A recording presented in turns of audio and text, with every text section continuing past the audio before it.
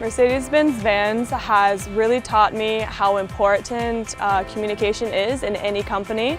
I've learned the value of public speaking. I've learned the value of getting along with other cultures and other people from other cultures. I've learned how to work in a professional environment, which is fantastic. It's a great experience.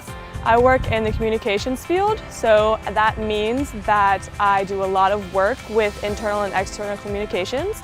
I work with outside companies in the communities for sponsorships, and I work internally to help balance and regulate internal communications throughout the entire company. In addition to that, I have learned how to use my public speaking skills that I've learned in college and relate that into giving presentations to my bosses and my managers. Part of my job here at Mercedes-Benz Vans is helping with the 41st annual Cooper River Bridge Run. Part of my job was making sure that all of our team members received their race packets on time and were able to register prior to the race.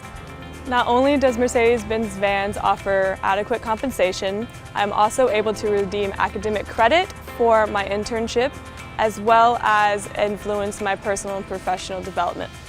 I would definitely encourage any student at the College of Charleston to pursue an internship. Not only is it valuable as work experience, but also as a confidence builder, getting you ready to embrace life after college in the working world.